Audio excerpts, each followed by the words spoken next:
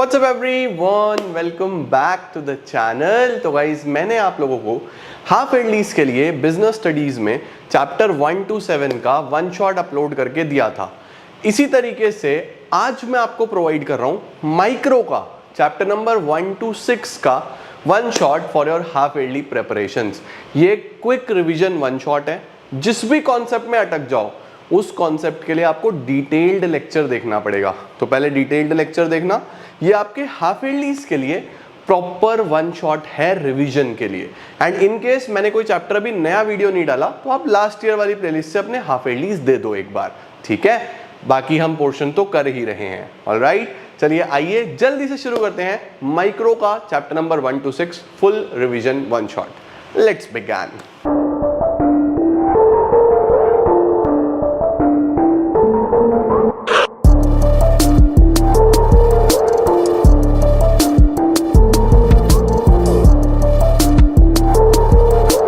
आओ भाई, आओ जी भाई और बहनों, शुरू किया जाए।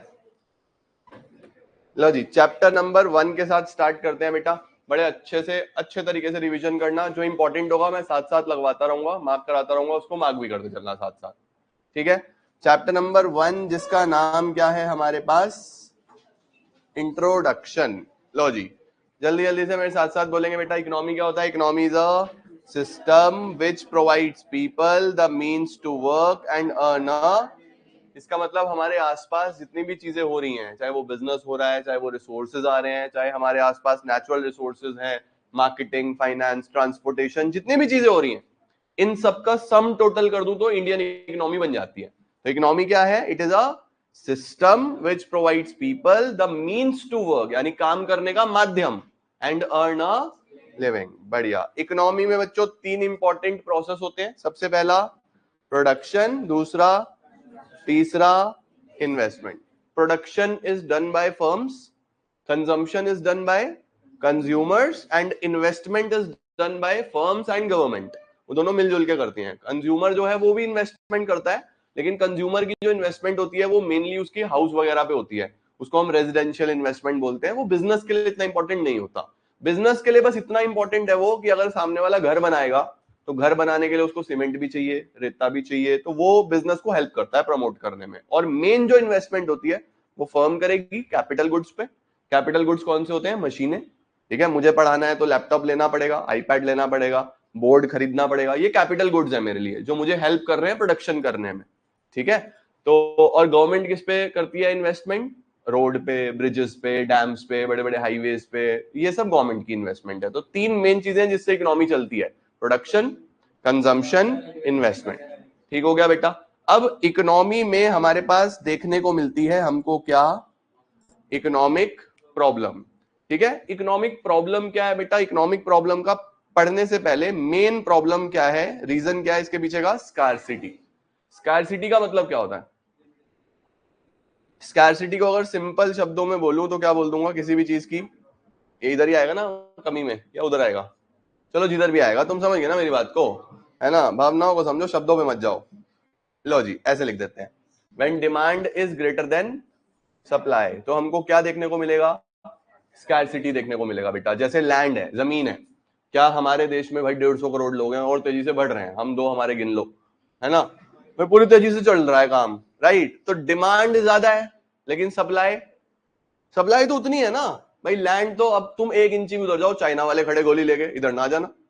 उधर जाओगे दूसरा बॉर्डर। भाई हम, हमारे पास जमीन तो उतनी है लेकिन डिमांड हर दिन बढ़ रही है, तो लैंड की कमी रहेगी, है ना। तो हमें अपने अपने हिसाब से, भाई जिसके पास ज्यादा पैसा वो ज्यादा जमीन ले लेगा, जिसके पास कम पैसा वो कम ले लेगा, जिसके पास कुछ भी नहीं है उसे बेचारे को हाईवे पे भी सोना पड़ रहा है, फिर उसके ऊपर सलमान भाई गाड़ी चढ़ा देते हैं, हाँ या ना। भाई तो वैसे एग्जाम्पल है, ये फेमस हुआ, लेकिन अल्टीमेटली वैसे भी जो लोग हाईवेज पे सो रहे हैं, कुछ ना कुछ एक्सीडेंट, कुछ ना कुछ उनके साथ हो ही रहा है बेचारों के साथ।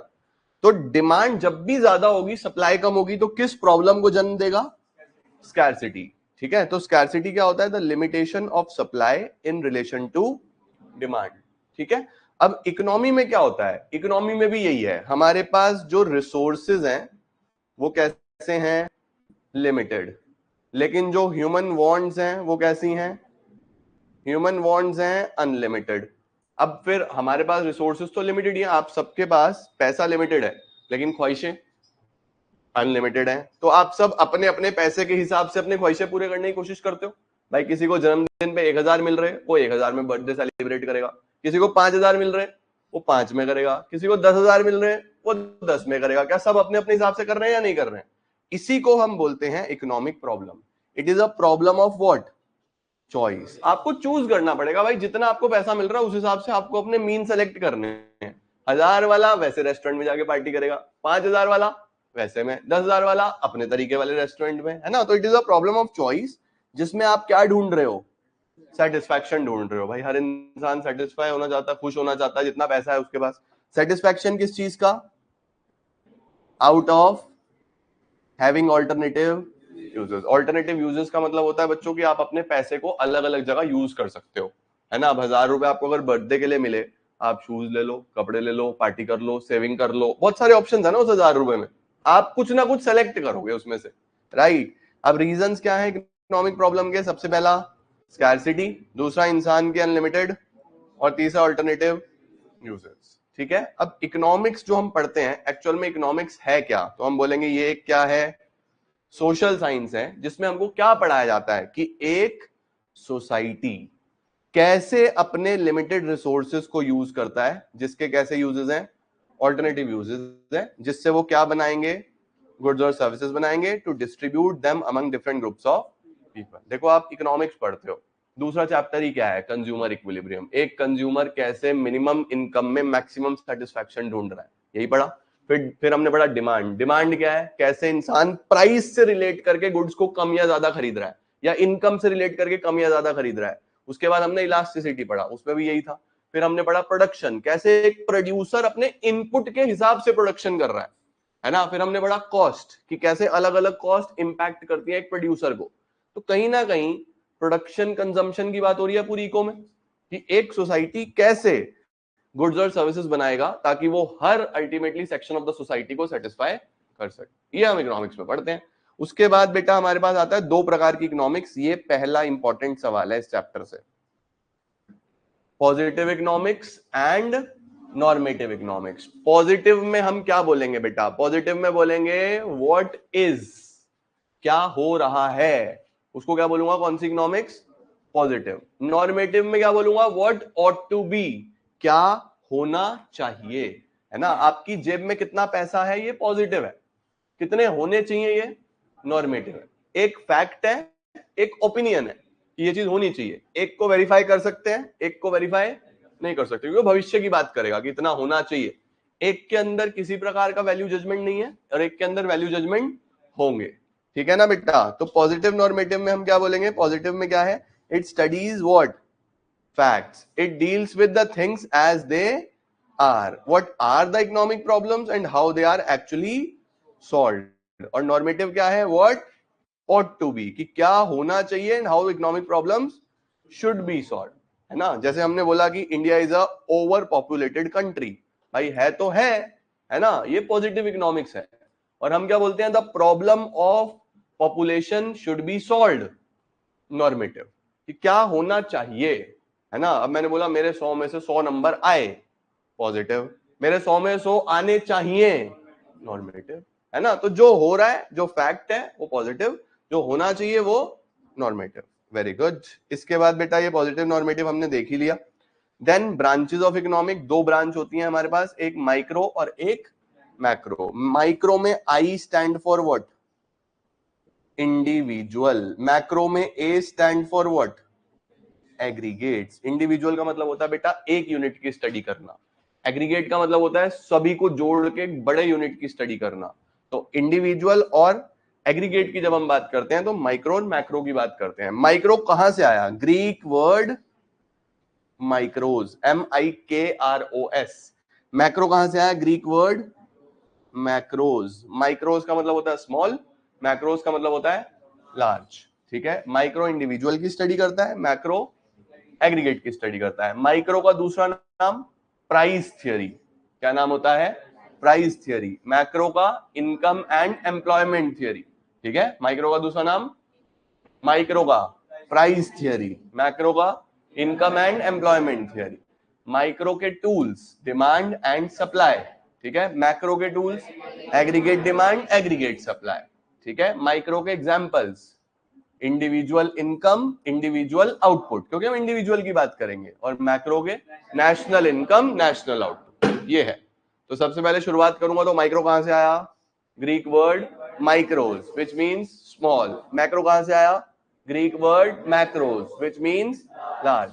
माइक्रो में हम किसकी स्टडी करते हैं? इंडिविजुअल्स। मैक्रो में किसकी स्टडी करते हैं? एग्रीगेट्स। माइक्रो के tools, demand and supply. Macro के टूल्स, माइक्रो का दूसरा नाम प्राइस थियरी, और मैक्रो का income and employment theory. Micro के examples, individual income, individual output, और मैक्रो के, बहुत बढ़िया। दूसरा इंपॉर्टेंट सवाल, central problems of an economy. पहला इंपॉर्टेंट सवाल पॉजिटिव नॉर्मेटिव इकोनॉमिक्स। दूसरा, सेंट्रल इकोनॉमिक प्रॉब्लम्स कितनी होती हैं? 3 है। क्या बनाऊं, कितनी क्वांटिटी में बनाऊं, कैसे बनाऊं, और किसके लिए बनाऊं। What to produce, how to produce, for whom to produce, ठीक है। इसमें है क्या और कितना, ठीक है, कि क्या चीज बनाऊं और कितनी क्वांटिटी में बनाऊं, क्योंकि रिसोर्सेज लिमिटेड है, पैसा लिमिटेड है, या रॉ मटेरियल लिमिटेड है, तो उस रॉ मटेरियल से क्या बनाऊं और कितनी क्वांटिटी में बनाऊं।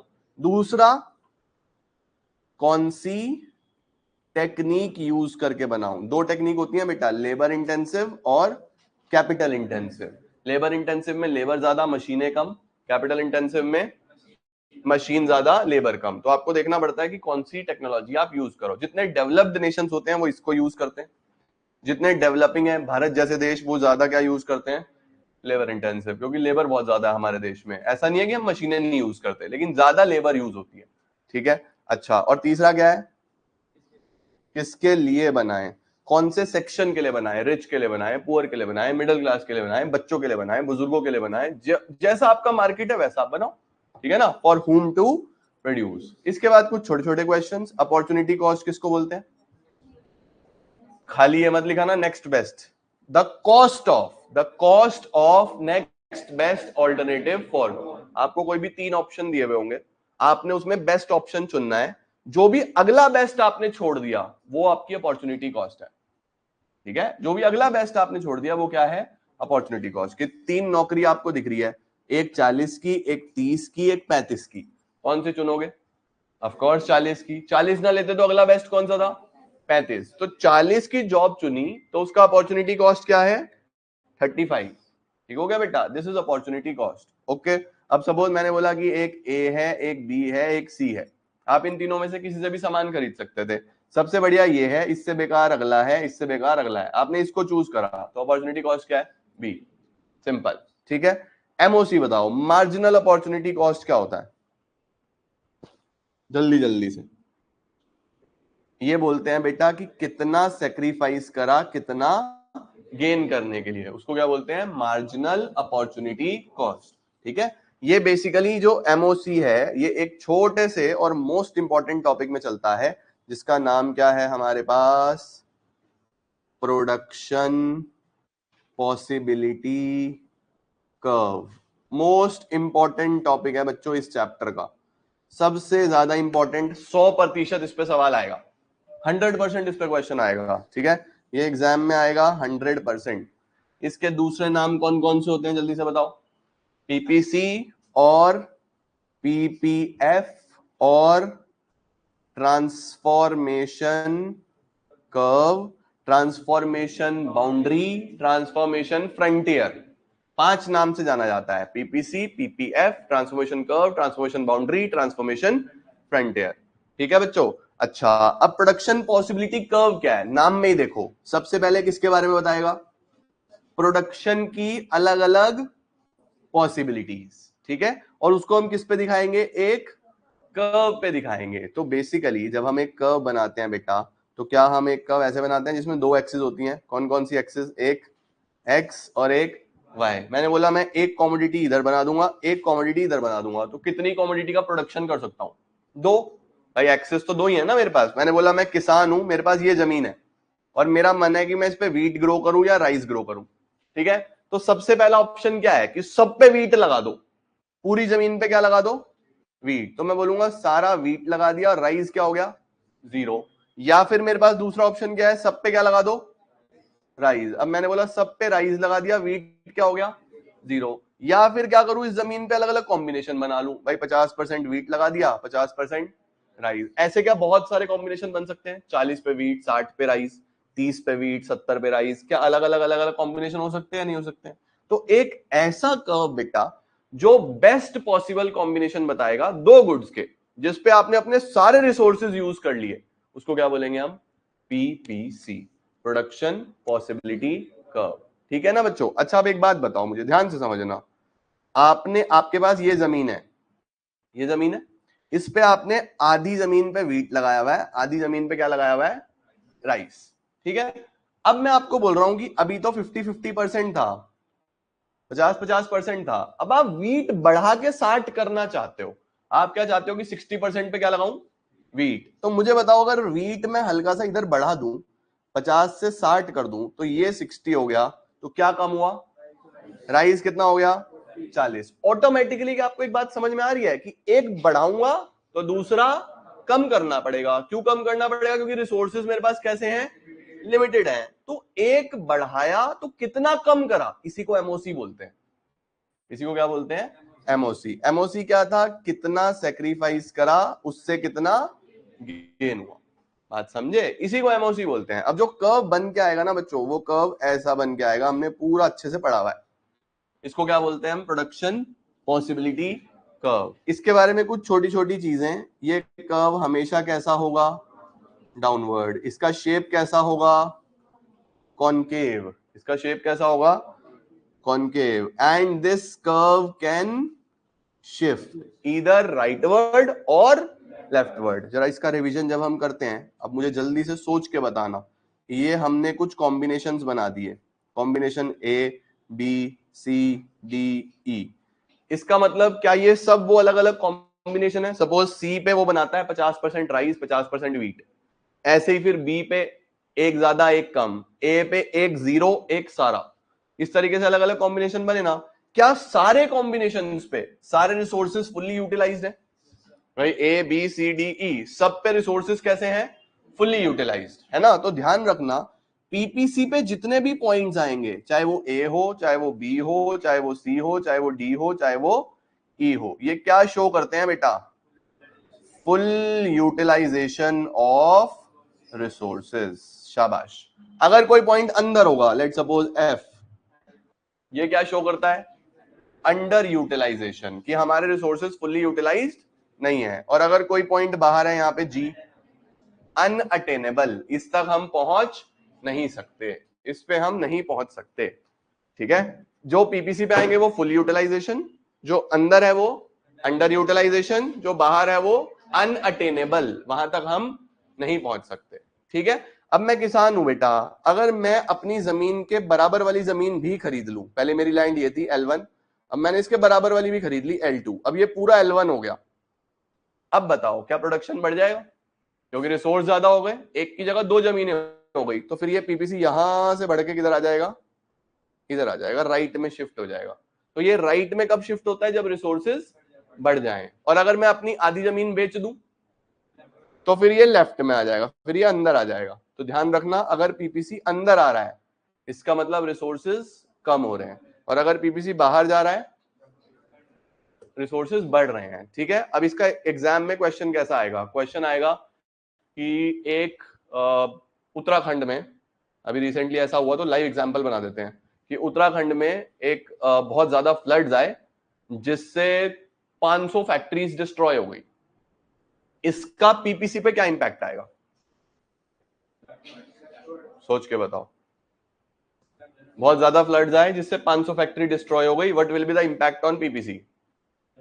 तो हम बोलेंगे भाई फैक्ट्रीज डिस्ट्रॉय हो गई, इसका मतलब उनमें प्रोडक्शन होता, वो रिसोर्सेज ही खत्म हो गए, रिसोर्स खत्म हो गए तो कम हो गए रिसोर्स, तो PPC will shift to left, leftward आ जाएगा। ठीक है, और वहीं मैं बोलूं कि सरकार ने अपनी स्कीम बनाई, कोई स्कीम निकाली, जिस स्कीम के अंडर बिहार के अंदर 500 फैक्ट्री सेटअप करने का प्रयोजन है, 500 फैक्ट्री सेटअप करेगी गवर्नमेंट, उससे क्या होगा, राइटवर्ड शिफ्ट हो जाएगा, क्योंकि रिसोर्सेज बढ़ जाएंगे। ठीक है, वहीं पे एक मोस्ट इंपॉर्टेंट क्वेश्चन मैं ये बोलूं कि गवर्नमेंट ऑफ इंडिया ने ये बोला कि हम अपने देश के अंदर 4 आईआईटीज बनाएंगे, उसका पीपीसी पे क्या इंपैक्ट आएगा? हम अपने देश के अंदर, सरकार ने बोला 4 IIT बनाएंगे, इससे क्या होगा? राइटवर्ड जाएगा या लेफ्टवर्ड जाएगा या कुछ और होगा? अब ये ध्यान से समझना बच्चों, प्लीज बड़े ध्यान से समझना, इसमें राइटवर्ड नहीं जाएगा, इसमें राइटवर्ड नहीं जाएगा। अगर वहां पे राइटवर्ड लिख दिया तो गड़बड़ हो जाएगा। भाई देखो एक बात बताओ, हमारे यहाँ पे सपोज पहले 20 करोड़ बच्चे हैं, ठीक है?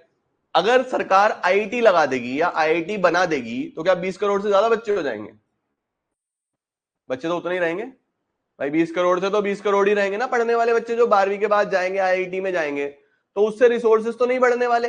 लेकिन पहले जो उनका लेवल ऑफ एजुकेशन था वो हल्का था, अभी IIT में पढ़ेंगे तो लेवल ऑफ एजुकेशन बेटर होगा, तो क्या हमारे रिसोर्सेज ज्यादा प्रोडक्टिव होंगे?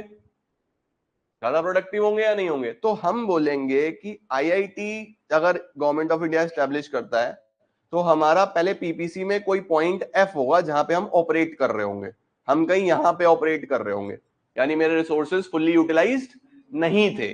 अब जब हम IITs लगा देंगे तो क्या वही रिसोर्स ज्यादा काम करेगा, उसका यूटिलाइजेशन बेटर होगा या नहीं होगा? तो हम बोलेंगे कोई पॉइंट अंदर से कहां शिफ्ट होगा, बाहर की तरफ शिफ्ट होगा। तो ध्यान रखना, अगर कोई ऐसा क्वेश्चन आया जिसमें रिसोर्स बढ़ नहीं रहा, वही रिसोर्स बेटर वे में काम करेगा, तो फिर हम क्या बोलेंगे कि कोई पॉइंट अंदर था, अब हम उसमें बाहर आ जाएंगे। ये ध्यान रखना, रिसोर्स बढ़ेगा तो राइट में जाएगा, घटेगा तो लेफ्ट में जाएगा।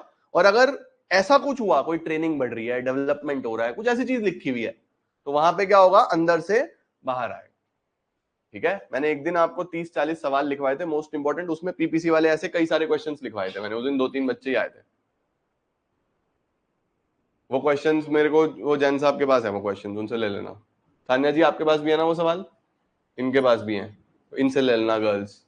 ठीक है, आप मुझे शेयर कर देना सान्या जी, मैं ग्रुप में डाल, या आप ही ग्रुप में डाल देना, ग्रुप में तो आप भी हो, याद से डाल देना बस। ठीक है बेटा, ओके जी, ठीक है। This is all about PPC बेटा, सही है। अब PPC के अंदर एक छोटी सी बात, why is PPC downward? PPC downward क्यों होता है बेटा? बिकॉज ऑफ कैसी रिलेशनशिप? इनवर्स। पूरी इको में याद रखो, कोई भी कर्व डाउनवर्ड है तो इनवर्स रिलेशनशिप लिखना है, डाउनवर्ड है तो कैसा रिलेशनशिप? इनवर्स। कॉनकेव क्यों है? जल्दी से बताओ, कॉनकेव क्यों है? Why is PPC concave? MOC increasing आएगा या डिक्रीजिंग आएगा? सोच के बताना, डिक्रीजिंग। MOC कैसा है? डिक्रीजिंग है। ठीक है, ओके, पक्का। चले आगे, इंक्रीजिंग आएगा, आर यू श्योर? सोच लो, अभी भी मौका है। इंक्रीजिंग या डिक्रीजिंग? इंक्रीजिंग आएगा पक्का। डिक्रीजिंग कहां पड़ा था? डिक्रीजिंग पड़ा था इंडिफरेंस कर्व में, MRS में। ठीक है, यहां पे डिक्रीजिंग नहीं आता, यहां पे क्या आता है? Increasing MOC। ठीक है, आओ जी, प्रोडक्शन पॉसिबिलिटी कर्व जल्दी से बताओ क्या होता है? Production possibility curve, production possibility curve के बारे में अगर हम बात करें तो एक ऐसा कर्व जिसके अंदर क्या होगा, जिसके अंदर हम पॉसिबिलिटीज देखेंगे, all the combination of two goods which can be produced with given resources and technology. ठीक है बेटा, देखो ऐसी टेबल बना देंगे, ऐसी टेबल बना देंगे कि भाई हमेशा पहले ये बना देना 0 1 2 3 4 5 6, 5 तक भी बना सकते हो, फिर इसका सम कर देना, इसका सम करके यहां तक इन सबको जोड़ोगे तो यहां सबसे ऊपर लिख देना 21। ठीक है, फिर 21 माइनस 1 20, 20 माइनस 2 18, ऐसे करते जाना, आपकी पूरी टेबल तैयार हो जाएगी।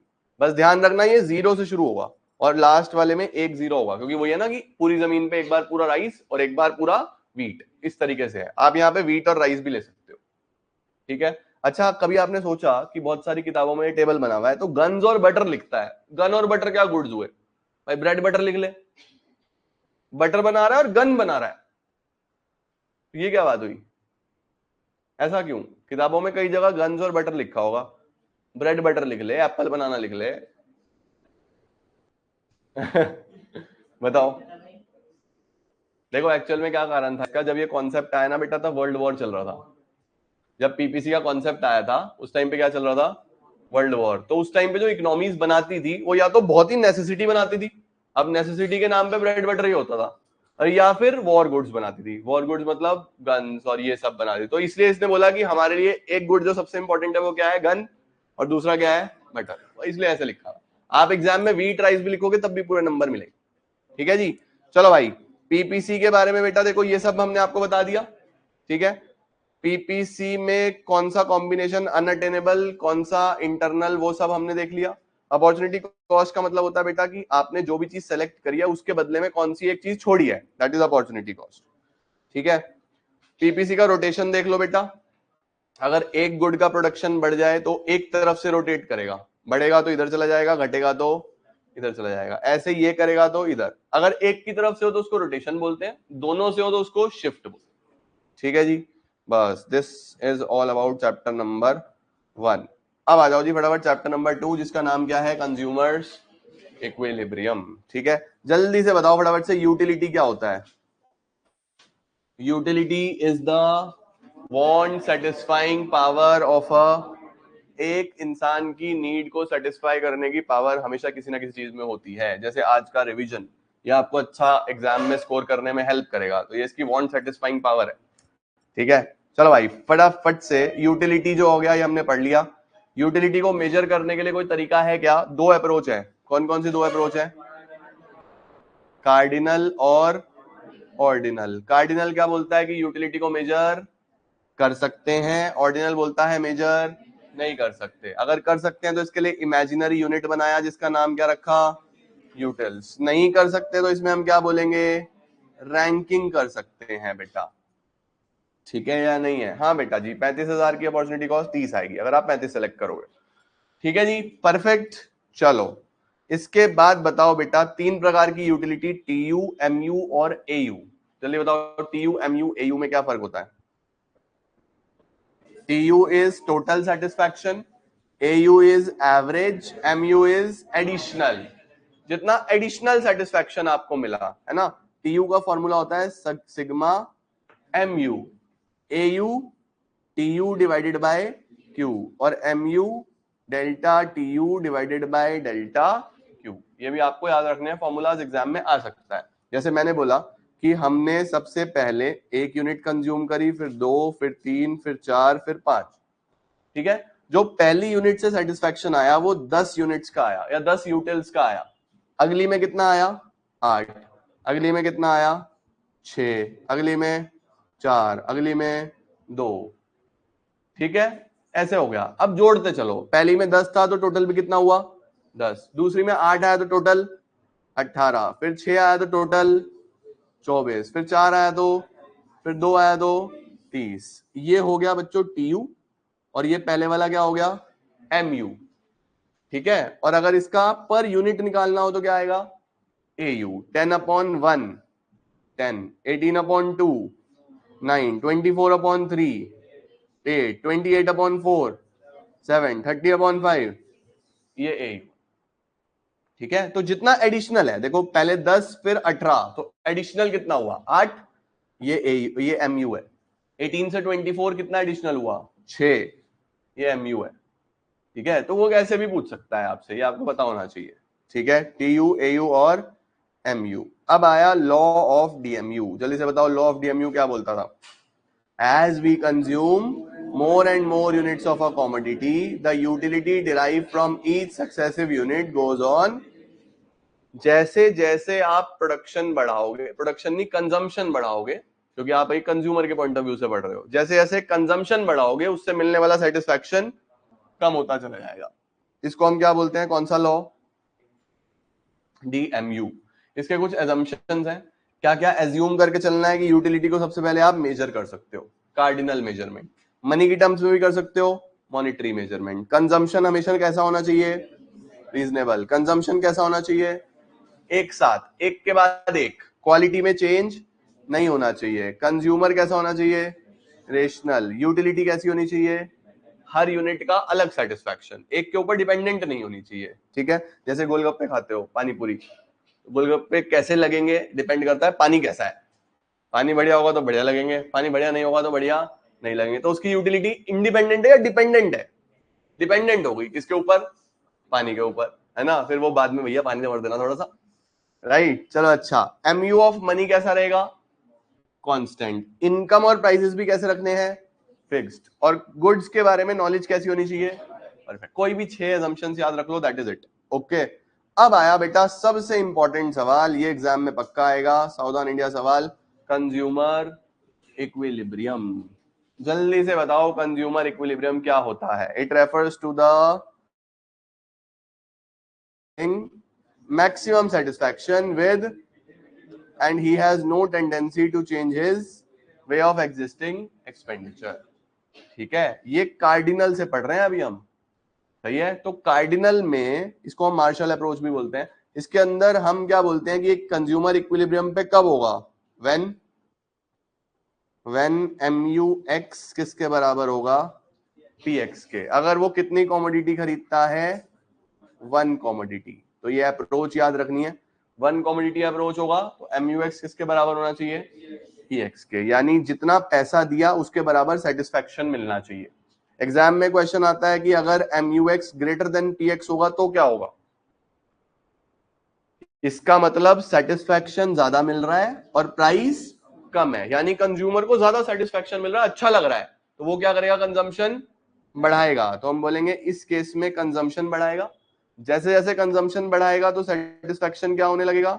कम होने लगेगा। और कब तक करेगा? जब तक बराबर नहीं आ जाते, ठीक है ना। और अगर इसका उल्टा दे दे, MUX is less than PX, इसका मतलब उसको महंगा लग रहा है, प्राइस ज्यादा लग रहा है, तो क्या करेगा? कंजम्पशन को कम करेगा, उससे उसका सेटिस्फेक्शन बढ़ने लगेगा। और कब तक चलेगा ये सब? जब तक बराबर नहीं हो जाता, ठीक है ना बेटा। 1 कमोडिटी में ये चलता है। 2 कमोडिटी में क्या पढ़ा था इसमें, जल्दी से बताओ। 2 कमोडिटी में क्या इक्वेशन होती थी? MUX upon PX should be equal to MUY upon PY। ये इक्विलिब्रियम की कंडीशन है। MUX अपॉन PX किसके बराबर होना चाहिए? इसका मतलब अगर वो 2 कमोडिटी का कंजम्पशन कर रहा है तो दोनों में मिलने वाला सेटिस्फेक्शन बराबर होना चाहिए, यानी कि एक में ज्यादा एक में कम, फिर गड़बड़ हो जाएगा। तो अगर ये हो जाए, इसका मतलब किस में ज्यादा सेटिस्फेक्शन है? X में। तो किसका कंजम्पशन बढ़ाएगा? कंजम्पशन ऑफ X बढ़ा देगा। इससे सेटिस्फेक्शन ऑफ X क्या होने लगेगा?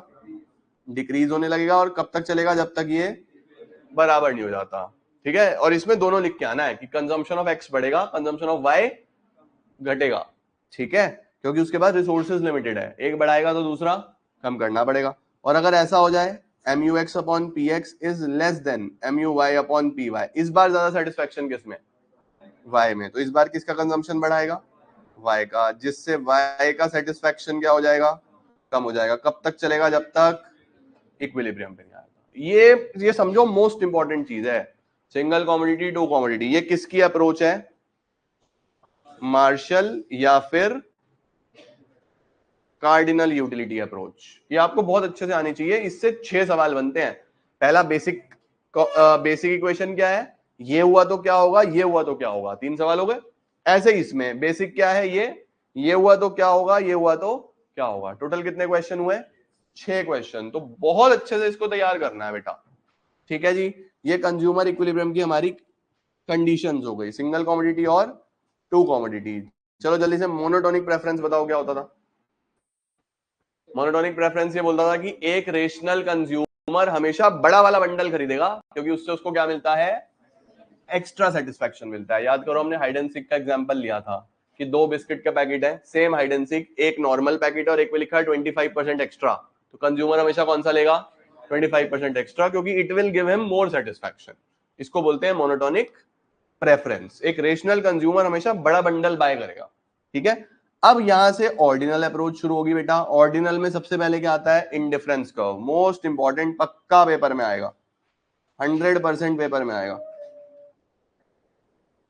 इस चैप्टर से 3 सवाल मेन है, consumer equilibrium ordinal approach, consumer equilibrium cardinal approach और इंडिफरेंस कर्व। ये 3 क्वेश्चन बहुत अच्छे से करके जाओ, पक्का पेपर में आएंगे ये, ठीक है। अब इंडिफरेंस कर्व बताओ बेटा, नाम ही क्या है? Indifference curve. एक ऐसा कर्व जो आपको वो अलग अलग कॉम्बिनेशंस बताएगा जिसपे कंज्यूमर को क्या मिलता है? Same level of satisfaction. जिसपे कंज्यूमर को क्या मिलेगा? It refers to the graphical representation of various alternative combination of two goods among which the consumer is indifferent. Indifferent का मतलब उसको क्या मिलेगा? सेम लेवल ऑफ सेटिस्फैक्शन मिलेगा. इसके दूसरे नाम याद रखना, एग्जाम में कई बार देता है. What do you mean by iso utility curve? बच्चा सोच रहा है ये क्या आ गया आइसो यूटिलिटी. है वही आइसो यूटिलिटी. आइसो यूटिलिटी का मतलब indifference curve. Equal satisfaction curve बोलेगा तब भी इसका मतलब यही है, लेकिन आइसो यूटिलिटी याद रखना. याद रहेगा आइसो यूटिलिटी क्या होता है? Indifference curve. ठीक है. अब इंडिफरेंस कर्व जब हम बनाते हैं बेटा जी, तो इंडिफरेंस कर्व कैसा आएगा बन के, जल्दी से बताओ. इंडिफरेंस कर्व आएगा ऐसा, ये ऐसा. ठीक है. इसके बारे में अगर लिखना हो तो ये भी कैसा है? डाउनवर्ड. शेप कैसी है? Convex. It will never touches X axis, never touches Y axis. क्यों नहीं टच करेगा? क्योंकि जीरो नहीं होगी इसमें कमोडिटी. इस बार जो टेबल बनाओगे 1 2 3 4 5, फिर टोटल करोगे सबसे ऊपर 15, 15 माइनस 1 14, फिर इस तरीके से बनेगी वो. ठीक है. उसमें तो जीरो से शुरू किया था, 0 1 2 3 4 5. इसमें ऐसा नहीं. सही है. बताओ जी डाउनवर्ड क्यों होता है? फिर से कैसा रिलेशनशिप है? इनवर्स. कॉन्वेक्स क्यों है? Because of decreasing MRS. इस बार उसमें इंक्रीजिंग था एमओसी, इसमें डिक्रीजिंग क्या है? एमआरएस. डिक्रीजिंग एमआरएस का मतलब क्या है? एमआरएस क्या होता है? Marginal rate of substitution. वो रेट जिसपे एक कमोडिटी को सब्स्टिट्यूट करा जाएगा विद अनदर कमोडिटी. ठीक है. उसको हम क्या बोलते हैं? एमआरएस. ठीक है. इंडिफरेंस कर्व डाउनवर्ड होता है, कॉन्वेक्स होता है. हाइयर इंडिफरेंस कर्व, जितना इंडिफरेंस कर्व ऊपर होगा उतना क्या होगा? हाइयर सेटिस्फैक्शन होगा. And two indifference curve can never intersect each other. ये मेन 4 प्रॉपर्टी है.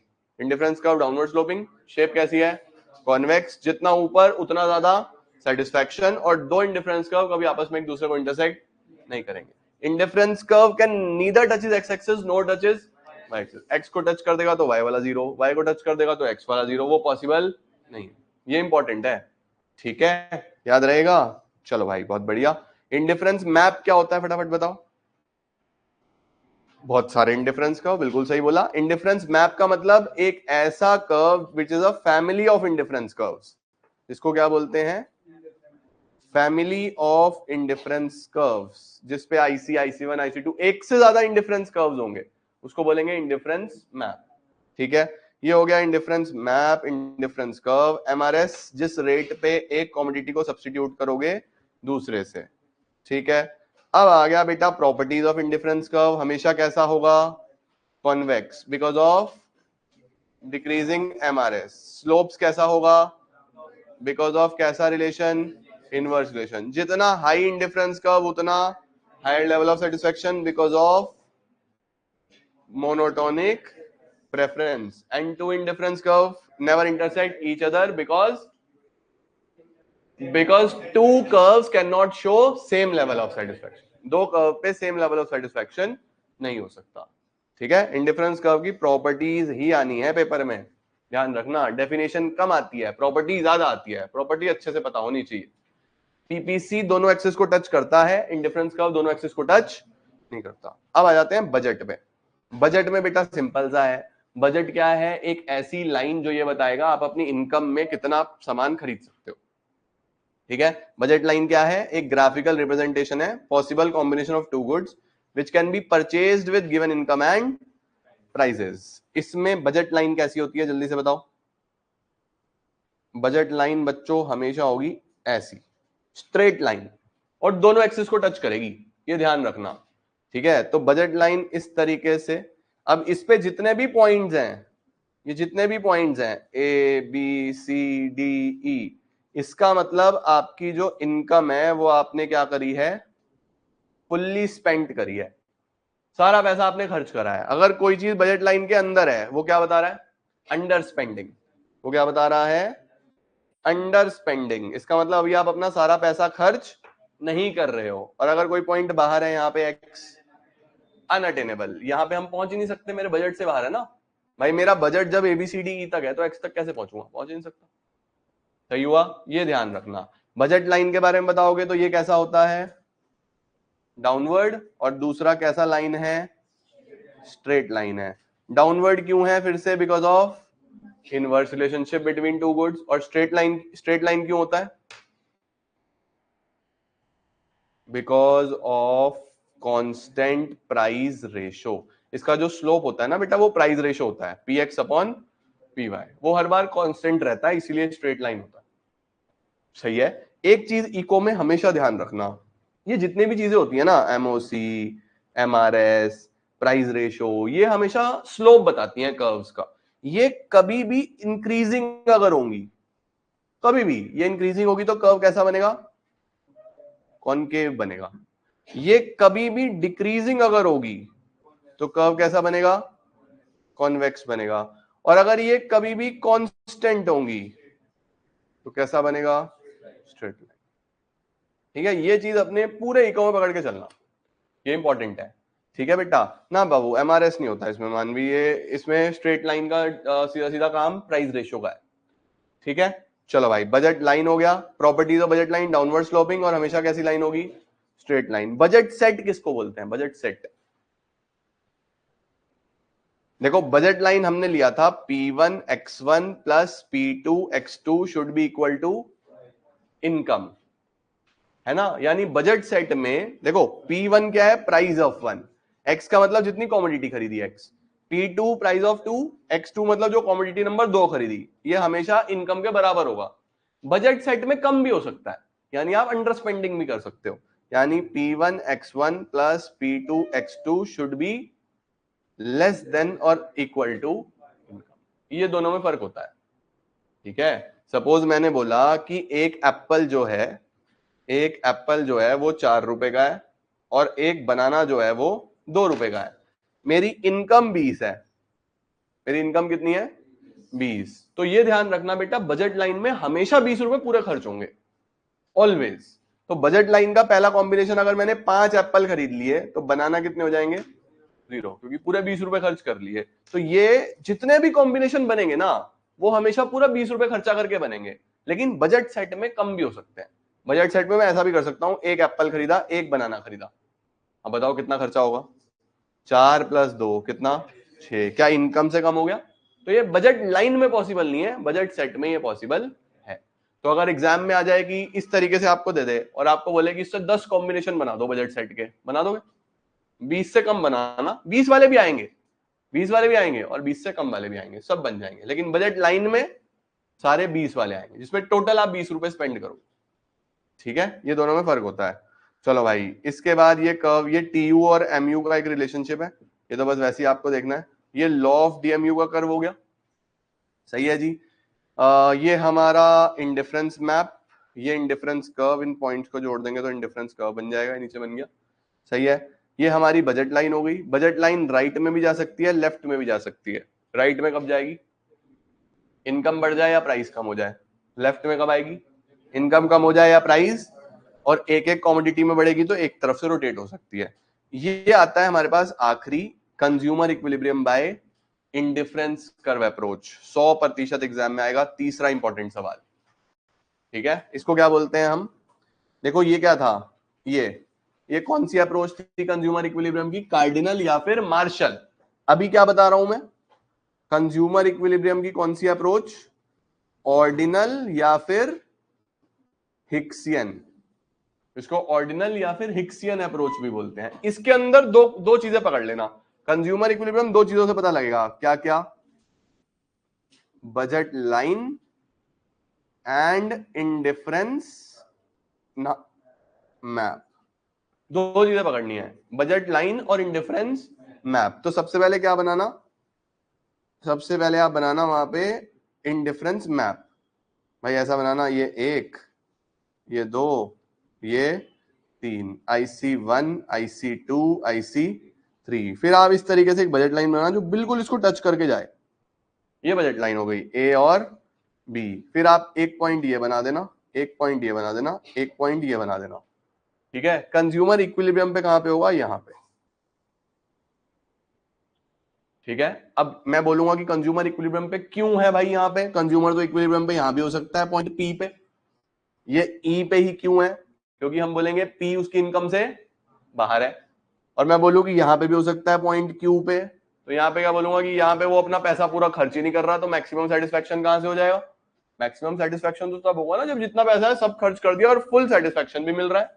तो दोनों चीजें बराबर होनी चाहिए कि वो चीज मेरे बजट में भी हो और मुझे मैक्सिमम सेटिस्फेक्शन भी दे। अब इंडिफरेंस मैप का स्लोप किसको बोलते हैं हम? इंडिफरेंस मैप का स्लोप होता है एमआरएस। अभी इंडिफरेंस कर्व में पढ़ा ना एमआरएस, वहां पे डिक्रीजिंग आया था, इसीलिए इंडिफरेंस कर्व कॉन्वेक्स बना था। और बजट लाइन का स्लोप क्या होता है? PX upon PY, price ratio जो कांस्टेंट होता है। तो इसकी कंडीशन क्या बनती है? इसकी कंडीशन बनती है एमआरएस एक्स वाई किसके बराबर होना चाहिए? ये याद रखना है, ठीक है? MRS X Y should be equal to P X upon P Y. अब एग्जामिनर पूछेगा एमआरएस एक्स वाई अगर greater than P X upon P Y हुआ, इसका क्या मतलब है? और अगर MRS X Y less than P X upon P Y हुआ, इसका क्या मतलब है? इसमें ध्यान रखना, इसमें कंजम्पशन ऑफ एक्स बढ़ाएंगे, इसमें कंजम्पशन ऑफ वाई बढ़ाएंगे, ये ध्यान रखना, ठीक है? कंजम्पशन ऑफ एक्स बढ़ाएंगे, एक में कंजम्पशन ऑफ वाई बढ़ाएंगे। कंजम्पशन एक्स बढ़ाने से इसका सेटिस्फेक्शन क्या होने लगेगा? कम होने लगेगा। और हम तब तक देखेंगे जब तक ये इसके बराबर नहीं आ जाता। और ऐसे ही इसमें भी यहां पे पहुंचना है, ये मैंने तुमको पूरा समझाया हुआ है। एक्चुअल में इसका कंजम्पशन से लेना देना नहीं होता, एक्चुअल में इसका रेट ऑफ सब्स्टिट्यूशन से लेना देना होता है। यहां पे ग्रेटर देन होने का मतलब है कि जो मार्जिनल रेट ऑफ सब्स्टिट्यूशन है ना, वो ज्यादा आ रहा है as compare to what is required. कि अगर मार्केट में वाई का एक कॉमोडिटी बढ़ेगा या एक्स का एक कॉमोडिटी बढ़ेगा, 4 सेक्रीफाइस करके वाई के, मैंने क्या बोला? अगर एक्स का एक बढ़ाना है तो वाई के कितने सेक्रीफाइस करने पड़ेंगे? 4, ठीक है? लेकिन जो कंज्यूमर है वो ज्यादा सेक्रीफाइस करने के लिए तैयार है। वो बोल रहा है कि भैया एक्स का एक बढ़ाने के लिए मैं कितना सेक्रीफाइस करने के लिए तैयार हूं?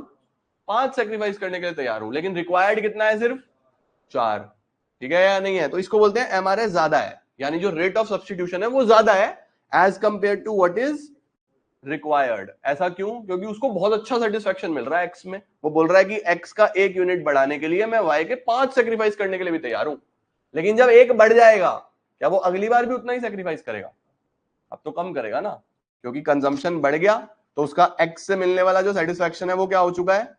कम हो चुका है। तो अगली बार वो कम कर देगा, अगली बार वो 4 सेक्रीफाइस करेगा। जैसे ही 4 करेगा, क्या बराबर आ जाएगा जितना रिक्वायर्ड है?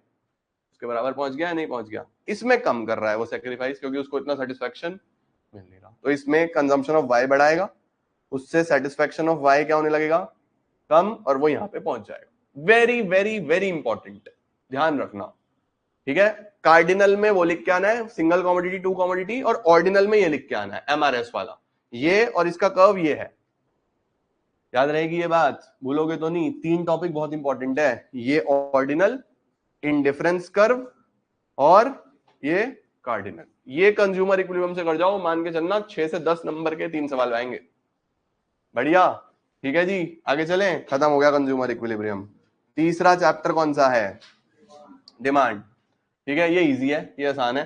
जल्दी बताओ डिमांड क्या होता है? Demand is the quantity of a commodity which a consumer is willing and able to buy at each possible price during a given period of time. 2 प्रकार की डिमांड कौन कौन सी? एक कंज्यूमर की बात करूंगा, इंडिविजुअल। एक से ज्यादा की बात करूंगा, मार्केट। बहुत बढ़िया। डिमांड फंक्शन क्या होता है?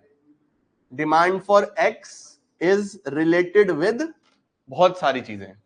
कौन कौन सी चीजें? जैसे प्राइस ऑफ एक्स, जैसे प्राइस ऑफ रिलेटेड गुड्स, जैसे इनकम ऑफ द कंज्यूमर, ऐसे बहुत सारी चीजें है ना। जब भी हम इस तरीके से लिख देंगे तो इसको क्या बोलेंगे? Demand function. It is the functional relationship between quantity demanded and the factor influencing it.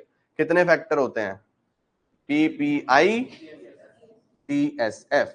P का मतलब प्राइस ऑफ गिवन कॉमोडिटी, अगला P price of related goods, I income of the consumer, T taste and preferences, S, F.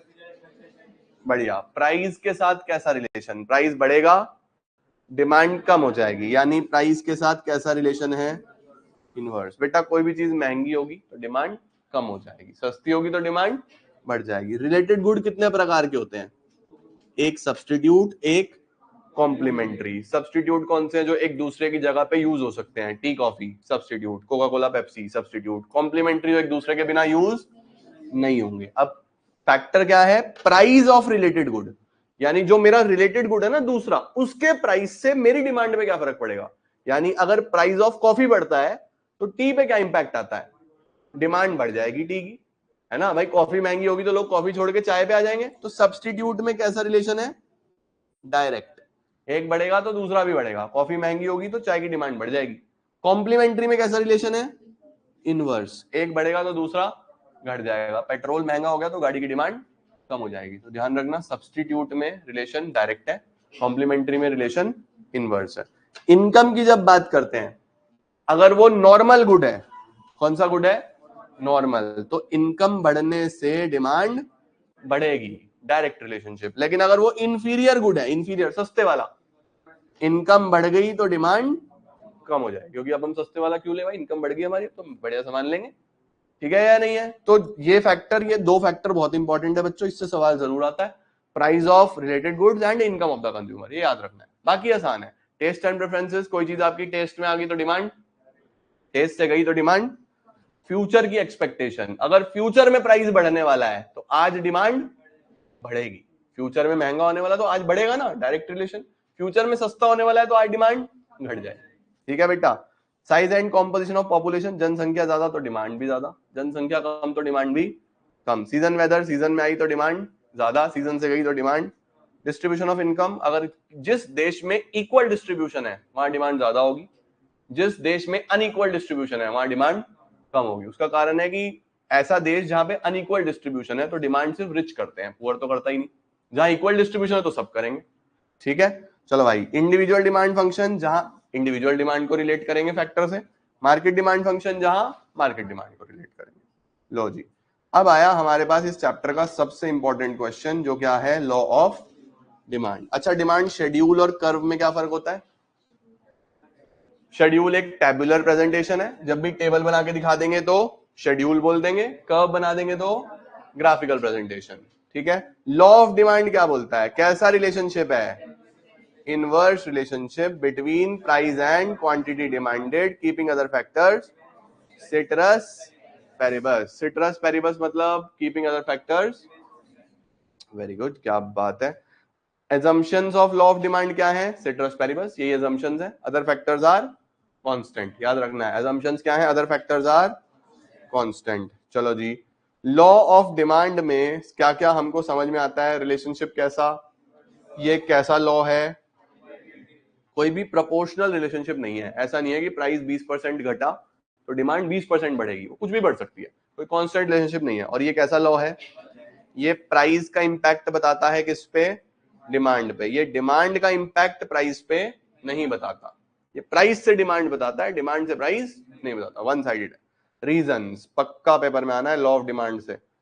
Reasons हमने याद करे थे, law of DMU, substitution effect, income effect, additional customer, different uses, है ना। Law of DMU क्या बोलता था कि भैया प्राइस बढ़ेगा तो अल्टीमेटली कंज्यूमर उसको कम कंज्यूम करेगा, क्योंकि उसको लगेगा यार ये तो महंगा है, इसमें तो मजा आ नहीं रहा, तो अपने आप क्या होने लगेगा? डिमांड कम होने लगेगी। सब्स्टिट्यूशन बोलता है कि एक चीज महंगी होती है तो फिर इंसान उसके सब्स्टिट्यूट पे चला जाता है, उसको नहीं खरीदता, इसीलिए भी डिमांड क्या हो जाती है?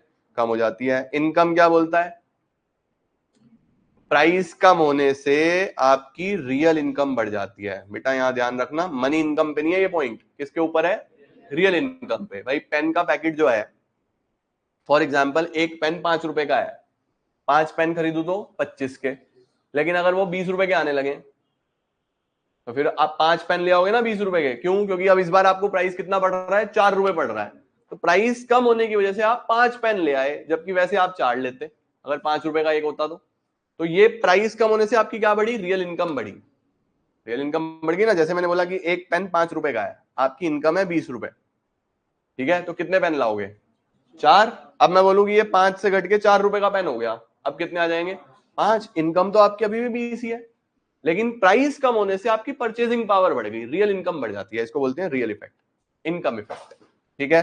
एडिशनल कस्टमर क्या है? जब प्राइस कम होगा तो बहुत सारे लोग जो पहले अफोर्ड नहीं कर सकते थे वो अब क्या कर सकते हैं? अफोर्ड कर सकते हैं, डिमांड बढ़ जाएगी। ऐसे ही डिफरेंट यूजेस। ठीक है। जब सस्ता होगा तो आप हर यूज उसका इस्तेमाल करोगे। ठीक है। अगर हम डिमांड कर्व बनाएं तो डिमांड कर्व की शेप कैसी होती है? कैसा बनेगा डिमांड कर्व? अगर डिमांड कर्व बनाओगे तो बेटा कैसा बनेगा, ये, इसको क्या बोलते हैं, डाउनवर्ड स्लोपिंग। ठीक है, अब ध्यान रखना इस डिमांड कर्व में हमें दो चेंजेस देखने को मिलते हैं। दो प्रकार के चेंजेस हैं बेटा जो इसमें देखने को मिलेंगे। देखो जरा इधर चेक करो, दो प्रकार के चेंजेस कैसे हैं, ये डिमांड कर्व है। एक तो मैं बोल रहा हूं कि इसी डिमांड कर्व पे ए से बी की तरफ जा रहे हैं या ए से सी की तरफ जा रहे हैं, और ये डिमांड कर्व या पूरा का पूरा इधर चला गया और ये डिमांड कर्व या पूरा का पूरा इधर आ गया, है ना। तो ये जो ए से बी, बी से सी है, इसको क्या बोलते हैं हम, मूवमेंट। और जो पूरा पूरा कर्व जा रहा है इसको क्या बोलते हैं हम, शिफ्ट। जो मूवमेंट होती है वो किसकी वजह से होती है, due to change in price. Shift किसकी वजह से होता है, due to change in other factor. बेटा इसका डिफरेंस बहुत इंपॉर्टेंट है, एग्जाम में आता है। What is the difference between movement and shift. तो मूवमेंट कब होगा, when demand changes due to change in price, और शिफ्ट कब होगा, when demand changes due to change in other factors. Movement जब होगा तो हम बोलते हैं change in quantity demanded, shift जब होगा तो हम क्या बोलते हैं, चेंज इन डिमांड। ये चीज ध्यान रखनी है। और जो मूवमेंट इस तरीके से राइटवर्ड हो रही है, राइटवर्ड, इसको हम बोलते हैं, कौन सा मूवमेंट है ये, एक्सपेंशन। और जो लेफ्टवर्ड हो रही है इसको क्या बोलते हैं, कॉन्ट्रैक्शन। शिफ्ट इधर हुआ तो इसको क्या बोलते हैं, इंक्रीज, इधर हुआ तो इसको क्या बोलते हैं, डिक्रीज। ये ध्यान रखना है, मूवमेंट में एक्सपेंशन कॉन्ट्रैक्शन, शिफ्ट में इंक्रीज डिक्रीज। याद रहेगी ये बात, ठीक है। एक्सपेंशन नीचे की तरफ, कॉन्ट्रैक्शन ऊपर की तरफ। मैं तुम्हें एक सिंपल सा फंडामेंटल बताता हूं, हमेशा राइट में चीजें बढ़ती हैं, लेफ्ट में कम होती हैं, ये दिमाग में रखना। कहां पे बढ़ती हैं, राइट में, लेफ्ट में कम होती है। अब देखो जैसे ए पे हूं मैं, बढ़ेगा तो मैं राइट में जाऊंगा, इसका राइट कौन सा होगा, सी की तरफ, और लेफ्ट कौन सा होगा, बी की तरफ। तो एक्सपेंशन हमेशा राइट में, क्योंकि बढ़ना राइट में है और घटना लेफ्ट में, तो कॉन्ट्रैक्शन इधर होगा। ऐसे ही इधर पूरा का पूरा कर्व अगर राइट में शिफ्ट होगा तो इंक्रीज, लेफ्ट में आएगा तो डिक्रीज। ये दिमाग में रखना, इससे कभी कंफ्यूज नहीं होगे, है ना। तो बढ़ना तो राइट में ही बढ़ेगा, तो पॉइंट भी नीचे की तरफ ही तो राइट आएगा भाई, और ऊपर की तरफ आएगा तो लेफ्ट में जा रहा है तो कम हो रहा है। तो ऊपर कॉन्ट्रैक्शन, नीचे एक्सपेंशन। राइट में गया तो इंक्रीज, इधर आया तो डिक्रीज। इंक्रीज है तो वो अदर फैक्टर की वजह से डिमांड बढ़ी है, डिक्रीज है तो अदर फैक्टर की वजह से कम हुई है। एक्सपेंशन है तो प्राइस की वजह से डिमांड बढ़ी है, कॉन्ट्रैक्शन है तो प्राइस की वजह से डिमांड कम हुई। ठीक है बेटा, ये मेन चीज है, डिमांड हमारा समाप्त। डिमांड में यही है, मूवमेंट और शिफ्ट। अच्छा ये रह गया exceptions to law of demand. कौन कौन सी चीजें हैं जो लॉ ऑफ डिमांड के बाहर है, given goods, status symbol goods, fear of shortage, ignorance, fashion related, है ना। सस्ते वाले गुड्स पे लॉ ऑफ डिमांड काम नहीं करता, स्टेटस सिंबल पे भी काम, कितना ही प्राइस बढ़ा लो लोग डिमांड कम नहीं करते, क्योंकि उनका स्टेटस सिंबल है। अगर किसी चीज की आपको डर लग रहा है कि कमी होने वाली है, फियर ऑफ शॉर्टेज, आपको लग रहा है कम होने वाला है, तो महंगा भी बिकेगा, है ना। फैशन वाली चीजों पे भी आपको पता है फर्क नहीं पड़ता, लोगों को फैशन है तो लेना है, सस्ता हो या महंगा हो, ठीक है। इसी तरीके से नेसेसिटीज, इसी तरीके से चेंज इन वेदर। एक्सपेंशन बढ़ा दिया मैंने आपको, कॉन्ट्रैक्शन बढ़ा दिया, इंक्रीज बता दिया, डिक्रीज बता दिया। सब्स्टिट्यूट कॉम्प्लीमेंट्री हम पहले देख चुके हैं, राइट। उसके बाद बेटा नॉर्मल गुड्स और इंफीरियर गुड्स भी आपको पता है। क्रॉस डिमांड किसको बोलते हैं, जब हमारी डिमांड चेंज होती है due to change in related goods, price of related goods, इसको कौन सी डिमांड बोलते हैं, क्रॉस डिमांड। कितने प्रकार की डिमांड है, ये सिर्फ तीन याद रख लो, प्राइस जो प्राइस से चेंज हो, इनकम जो इनकम से चेंज हो, क्रॉस जो रिलेटेड गुड्स से हो। ज्वाइंट कौन सी होती है, जिनकी एक साथ डिमांड चलती है, उसको क्या बोलते हैं, ज्वाइंट डिमांड। जैसे टीवी का रिमोट खरीदोगे तो उसके सेल भी साथ में ही खरीदोगे भाई, बिना सेल के वो बेकार है। तो ऐसी जो दो दो चीजें एक साथ चले उनको क्या बोलते हैं, ज्वाइंट डिमांड। ठीक है, वैसे इसमें तीन बहुत है, इससे ज्यादा नहीं।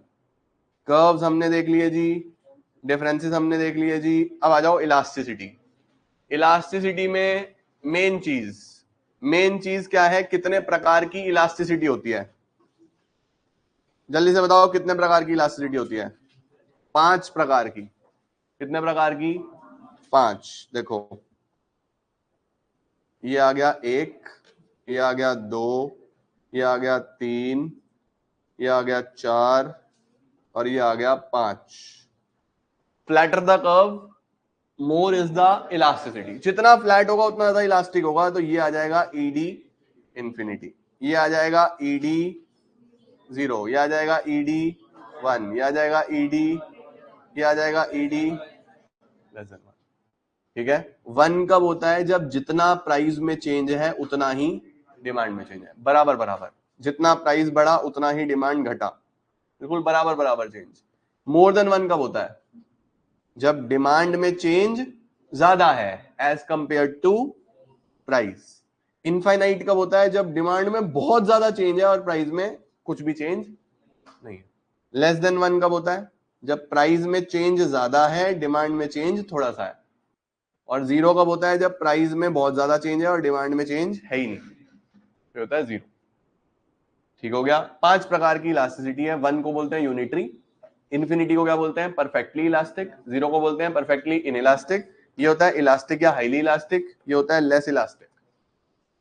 ठीक है, परफेक्ट 5 प्रकार की होती है। फॉर्मूला की अगर हम बात करें तो परसेंटेज मेथड में क्या है? Percentage change in quantity demanded divided by percentage change in price. Proportionate की बात करें तो delta Q upon delta P into P upon Q. ठीक है, और ये हमेशा किस में आएगी? नेगेटिव में। नेगेटिव क्या शो करता है? Inverse relationship between price and elasticity is unit free, उसकी कोई भी यूनिट नहीं होती। ठीक है बेटा, बस यही है इसके अंदर। कुछ फैक्टर्स हमने पढ़े थे, फैक्टर हमने पढ़े थे जो इलास्टिसिटी को इंपैक्ट करते हैं, है ना। अब इसमें ध्यान रखना है, जिसमें चेंज होगा वो इलास्टिक, जिसमें चेंज नहीं होगा वो लेस इलास्टिक। अब नेचर ऑफ कमोडिटी में हमने पढ़ा था कि वो नेसेसिटी है, लग्जरी है या कंफर्ट है। अगर नेसेसिटी होगा तो लेस इलास्टिक, लग्जरी होगा तो मोर इलास्टिक, कंफर्ट होगा तो हाईली इलास्टिक। ठीक है, ऐसे ही सब्स्टिट्यूट है या नहीं है? जिसके सब्स्टिट्यूट है वो मोर इलास्टिक, क्योंकि लोग चेंज कर पाएंगे। सब्स्टिट्यूट नहीं है तो लेस इलास्टिक।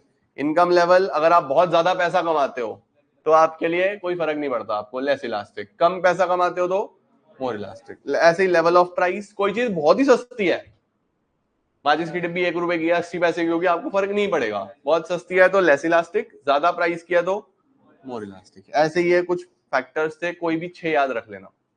ठीक है, चलो भाई, ये सब हमने पढ़ लिया था। इलास्टिसिटी हो गया। अब आ गया हमारे पास प्रोडक्शन।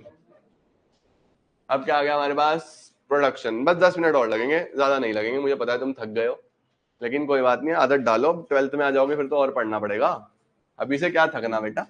आओ जी, जल्दी जल्दी से करते हैं। प्रोडक्शन और इसके बाद cost.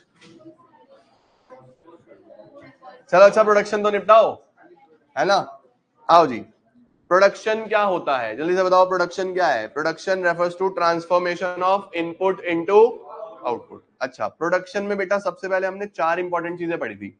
Short run, long run, variable, fixed. Short run कौन सा रन है? जिसके अंदर सारे फैक्टर चेंज नहीं कर पाओगे, कुछ चेंज होंगे कुछ चेंज।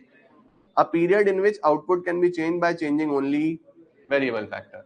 और लॉन्ग रन में सारे फैक्टर चेंज हो जाएंगे by changing all the factor. Long run में all the factors are variable, short run में some are fix some are variable. अच्छा, वेरिएबल फैक्टर कौन से होते हैं? Which can change in short run. और फिक्स कौन से होते हैं? Which can not be change in short run, उसको हम कौन से बोल देते हैं? Fix factor. ठीक है या नहीं है? परफेक्ट। इसके बाद कॉन्सेप्ट ऑफ प्रोडक्ट। प्रोडक्ट 3 तरीके का, जैसे यूटिलिटी 3 तरीके की होती थी, total, average, marginal. Total product कैसे निकालोगे? सम ऑफ मार्जिनल प्रोडक्ट। एवरेज कैसे निकालोगे? Total divided by quantity. और मार्जिनल कैसे निकालोगे? Delta TP divided by delta Q. ठीक है, अब इसके अंदर जो सबसे इंपॉर्टेंट कॉन्सेप्ट है वो ये है, जो पक्का पेपर में आएगा 100%, जिसको क्या बोलते हैं? Law of variable proportion. Law of variable proportion. लो जी, लॉ ऑफ वेरिएबल प्रोपोर्शन को बढ़िया तरीके से प्रैक्टिस करके जाना, मस्त पेपर में आना ही आना है। बताओ जी, टीपी और एमपी का कर्व बनेगा। टीपी कैसा होता है? इस तरीके से। ठीक है, जहां पे ये मैक्सिमम है वहां पे एमपी क्या होगा? 0। यहां से जाएगा, तो यहां से हम बना देंगे, लो जी, ये हमने क्या बना दिया? एमपी बना दिया। इसको थोड़ा और घुमा देता हूं, इसको मैं थोड़ा सा, अरे फिर हम टच कैसे करें, हमें यहां मिलाना है इसको। लो जी, अब ठीक है, ये बन गया टीपी और एमपी। तो इसमें 3 फेज है देखो, एक तो फेज यही है, एक यहां से बनाना जहां से इसका मैक्सिमम होगा, यहां से जहां से ये अपना शेप चेंज करे, ये आप, तो ये आपका पहला फेज होता है, ये आपका सेकंड फेज होता है, ये आपका थर्ड फेज होता है। पहले फेज में हम क्या बोलते हैं कि एमपी बढ़ रहा होता है तो टीपी भी बढ़ रहा होता है, इसको हम बोलते हैं इंक्रीजिंग रिटर्न्स, तेजी से बढ़ रहा है, इंक्रीजिंग रिटर्न टू फैक्टर, ठीक है। दूसरे में एमपी गिर रहा होता है तो टीपी थोड़ा धीरे बढ़ेगा, इसको बोलते हैं डिमिनिशिंग रिटर्न टू फैक्टर। इसमें क्या होता है, अच्छा इसमें क्या होता है, टीपी भी बढ़ रहा है और एमपी भी बढ़ रहा है। इसमें क्या होता है, टीपी बढ़ेगा लेकिन स्लो रेट से बढ़ेगा और एमपी क्या होने लगेगा, फॉल होने लगेगा। फिर टीपी मैक्सिमम तो एमपी जीरो। अभी इसका कोई फेज नहीं है, ये वैसे ही एक पॉइंट आया बीच में जहां पे टीपी मैक्सिमम हो गया, एमपी जीरो हो गया। उसके बाद क्या होगा, टीपी फॉल होने लगेगा और एमपी बिकम्स नेगेटिव, इसीलिए इसको क्या बोलते हैं, नेगेटिव रिटर्न टू फैक्टर। पहले वाला इंक्रीजिंग रिटर्न, दूसरे वाला डिमिनिशिंग रिटर्न, तीसरे वाला नेगेटिव रिटर्न। इसमें क्या क्या हो रहा होता है याद रखना है, पहले में दोनों बढ़ेंगे, दूसरे में एमपी गिरेगा, टीपी स्लोली बढ़ेगा, तीसरे में एमपी नेगेटिव हो जाएगा, टीपी गिरने लगेगा। एक प्रोड्यूसर कहां ऑपरेट करेगा, सेकंड फेज, वो अपने मैक्सिमम पोटेंशियल तक जाएगा। मैक्सिमम पोटेंशियल ये है, यहां पे टीपी मैक्सिमम है, यहां तक जाएगा एक प्रोड्यूसर, याद रखना है हमेशा। A producer will aim to operate in second phase, क्योंकि यहां पे टीपी क्या होता है, मैक्सिमम होता है। इसके बाद इसके रीजंस में पहले वाले फेज में लिखो better utilisation of fix factor, better utilisation of variable factor. Very simple, 2 point याद रखना, पहले फेज में फिक्स फैक्टर भी बढ़िया यूज हो रहा है और दूसरा वेरिएबल फैक्टर भी बढ़िया यूज हो रहा है। फर्स्ट फेज का रीजन, सेकंड फेज का रीजन, एक तो ऑप्टिमम कॉम्बिनेशन हो गया और अब ये बन गए इम्परफेक्ट सब्स्टिट्यूट्स।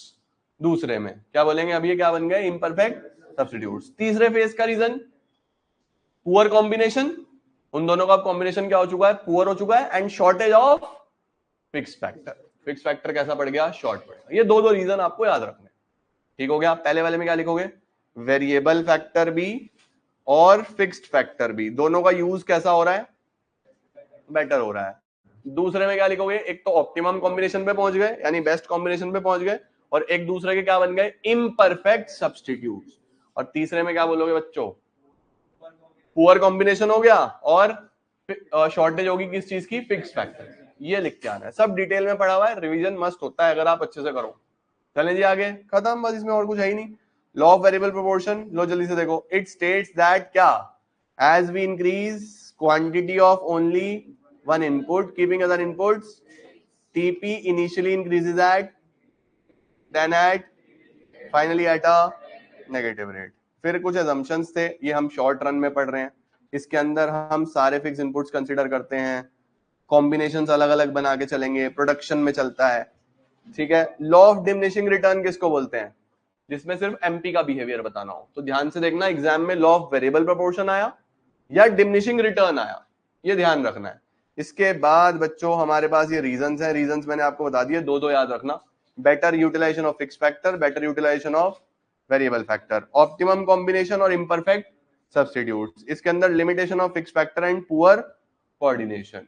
ठीक हो गया। अब मुझे एक बात बताओ जरा फटाफट से, जल्दी से बताओ, अगर मैं आपको बोलूं ये कि एक ऐसा कॉस्ट जो चेंज ही नहीं हो रहा, ये रह रहा है सेम, कौन सा कॉस्ट है ये, फिक्स कॉस्ट। जो आउटपुट के साथ चेंज नहीं होगा वो कौन सा कॉस्ट होता है, इसको बोला टोटल फिक्स कॉस्ट। ये कौन सा बन गया, टोटल फिक्स कॉस्ट। अब मैं बोलूं कि एक कॉस्ट ऐसे चल रहा है, ऐसे, टोटल वेरिएबल कॉस्ट, इन दोनों को जोड़ दे दो, टोटल कॉस्ट। ठीक है, बहुत ध्यान से देखो फटाफट से, टोटल फिक्स कॉस्ट का शेप कैसा है, शेप कैसा है, हॉरिजॉन्टल लाइन पैरेलल टू कौन सा एक्सिस, एक्स एक्सिस। इन दोनों का शेप कैसा है, इनवर्स एस। ठीक है, तो टोटल फिक्स कॉस्ट जो आउटपुट के साथ चेंज नहीं होगा, टोटल वेरिएबल कॉस्ट जो आउटपुट के साथ चेंज होगा, टोटल कॉस्ट इन दोनों का सम होता है। ठीक है, ये दोनों हमेशा पैरेलल क्यों चलते हैं, टीसी और TVC, Y parallel, y parallel, क्योंकि इन दोनों के बीच में कौन है, इन दोनों के बीच में है TFC, जो हमेशा क्या रहता है, कांस्टेंट रहता है। इसको टोटल कॉस्ट बोलते हैं। तीन टोटल कॉस्ट है, टोटल फिक्स्ड, टोटल वेरिएबल और टोटल। ठीक है, एवरेज निकालूं अगर तो बताओ जल्दी से, अरे निबट जाएगा 5 मिनट में। ये बताओ कौन सी कॉस्ट है, ये कौन सी है, सोच के बताना, ये कौन सी है, एवरेज फिक्स कॉस्ट। ये कौन सी है, इसका शेप कैसा है, यू नहीं है ये नालायको, यू है ये, पैराबोला ले आया निकाल के, रेक्टेंगुलर हाइपरबोला। ठीक है, इसको बोलते हैं रेक्टेंगुलर हाइपरबोला। अच्छा जी, अब अगर हम यहां से एक कर्व बनाएं इस तरीके से, इसके मिनिमम पे कट होगा, इसको क्या बोलते हैं, एबीसी। ये कैसा है, यू शेप्ड। ये कैसा है, इसका कारण क्या होता था, इसका रीजन क्या है, यू होने का, law of variable proportion. Cost में हर का रीजन क्या है, लॉ ऑफ, इन दोनों को जोड़े तो कौन सा कर्व बनता है, एसी। इन दोनों को जोड़े तो यहीं से शुरू होगा, ये ध्यान रखना। ये क्या बन गया हमारे पास, एसी।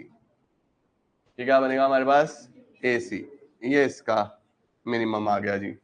ठीक है, बस ध्यान रखना कि इसका मिनिमम पहले आना चाहिए, इसका मिनिमम बाद में आना चाहिए। ये बन गया हमारे पास एसी। ये भी कैसा है, यू शेप। ये भी कैसा है, यू शेप। कारण क्या है, लॉ ऑफ वेरिएबल प्रोपोर्शंस। ठीक है, फिक्स्ड में कितनी कॉस्ट थी, 3, नहीं टोटल में कितनी कॉस्ट थी, 3, टोटल फिक्स्ड, टोटल वेरिएबल और टोटल। एवरेज में कितनी, 3, एवरेज फिक्स्ड, एवरेज वेरिएबल और एवरेज टोटल। लास्ट होती है मार्जिनल कॉस्ट। मार्जिनल कॉस्ट कैसा होता है, मार्जिनल कॉस्ट ऐसा होता है, ये भी यू शेप्ड ही है।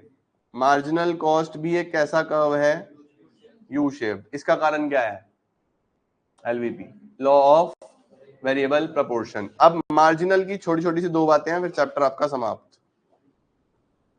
मार्जिनल हमेशा जिस भी कर्व को कट करेगा उसके मिनिमम पे कट करेगा, और मार्जिनल के पीछे पीछे सारे शेप सारे कर्व जाते हैं। जैसे ये हमने बनाया ए वी सी और ये हमने बनाया ए सी, ये इसका मिनिमम, ये इसका मिनिमम, मार्जिनल इनको यहां से कट करके जाएगा, ऐसा यहां से कट करेगा। ठीक है, तो मार्जिनल हमेशा एवीसी और एसी को कहां पे कट करेगा, उनके मिनिमम पे। जब ये गिर रहा है तो ये दोनों भी गिर रहे हैं, ये बढ़ रहा है तो ये दोनों भी बढ़ रहे हैं, इनके पीछे पीछे चलता है। ये सबसे इंपॉर्टेंट रिलेशनशिप है, ये पेपर में आती है, एमसी एसी एबीसी, सबसे इंपॉर्टेंट ये है। दूसरी इंपॉर्टेंट कौन सी है, ये एसी एबीसी और एएफसी, और लीस्ट इंपॉर्टेंट ये टीएफसी टीसी टीवीसी। कुछ टीचर्स ये भी देते हैं क्योंकि ये सबसे आसान है। ठीक है जी, लो जी, बस समाप्त, तुमने पढ़ लिया ना करते करते। बताओ कॉस्ट क्या होता है फटाफट से, 5 मिनट और प्लीज प्लीज प्लीज, 5 मिनट बेटा। जो काम, देखो मेरा पेपर तो है नहीं, मैं तो तुम्हारे लिए करा रहा हूं, है ना। बताओ फटाफट से, कॉस्ट का मतलब क्या है, cost is the sum total of actual expand. बस 5 मिनट और दे दो, जहां इतनी देर लगाई है, ओनली 5, पक्का 6 मिनट भी नहीं करूंगा। देखो तुम्हारे सामने टाइम है, 6:09, 6:09 दिख रहे होंगे तुमको ऊपर, वहां 10 हो गए, चलो 15 पे छुट्टी, बिल्कुल सिर्फ 5 लूंगा, पक्के 5। बताओ कॉस्ट क्या है, sum total of actual expenditure. दो प्रकार की कॉस्ट बेटा यहां ध्यान रखो, एग्जाम में आती है, प्लीज ध्यान से फोकस करेंगे, एक्सप्लिसिट एंड इम्प्लिसिट। जहां भी मनी पेमेंट दूंगा वो एक्सप्लिसिट, जो मैंने बचा ली बच्चों वो इम्प्लिसिट। ठीक है, जैसे मेरे गेट पे सिक्योरिटी गार्ड है, मैं उनको सैलरी देता हूं, एक्सप्लिसिट। मैं ही सिक्योरिटी गार्ड बन जाऊं, इम्प्लिसिट। ठीक है, नहीं एक डॉक्टर के बाहर, कैबिन के बाहर कंपाउंडर है, उनको सैलरी देते हैं, एक्सप्लिसिट। वो खुद ही करने लगे वो काम, इम्प्लिसिट। ठीक है, एक टीचर ने घर पे अपने बच्चे को पढ़ा दिया, इम्प्लिसिट। सेविंग हो गई या नहीं हो गई, है ना। और बाहर उसकी ट्यूशन लगाई, कहीं पे पे करना पड़ा तो एक्सप्लिसिट। कॉस्ट फंक्शन क्या होता है, it refers to relationship between cost and output. Opportunity cost पहले ही पढ़ा हुआ है, क्या होता है opportunity cost, cost of next best alternative, TFC पढ़ लिया, टोटल फिक्स कॉस्ट जो आउटपुट के साथ चेंज नहीं होगा, एक्सप्लिसिट इम्प्लिसिट पढ़ लिया, टोटल वेरिएबल जो आउटपुट के साथ चेंज होगा, टोटल इन दोनों का सम। अब रिलेशनशिप मैंने आपको बताई हुई है, लिखाई हुई है, पढ़ाई हुई है। एवरेज फिक्स कॉस्ट क्या है? Per unit fix cost of production. Average variable cost क्या है? Per unit variable cost of production. और एवरेज टोटल कॉस्ट क्या है? Per unit total cost of production. Marginal क्या होता है?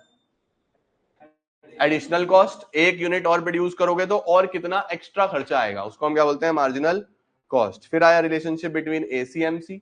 एमसी वाले एसी वाले ये लिखा ना मैंने, ये आखिरी वाला, ये एसी एमसी आ जाए, चाहे चाहे एमसी एवीसी आ जाए, चाहे तीनों आ जाए, इसी तरीके से बनेगा। एमसी नीचे तो एसी एवीसी भी नीचे, फिर वो एमसी कट करेगा उसके मिनिमम पे, फिर एमसी ऊपर तो एसी एवीसी भी ऊपर। ये 3 पॉइंट है।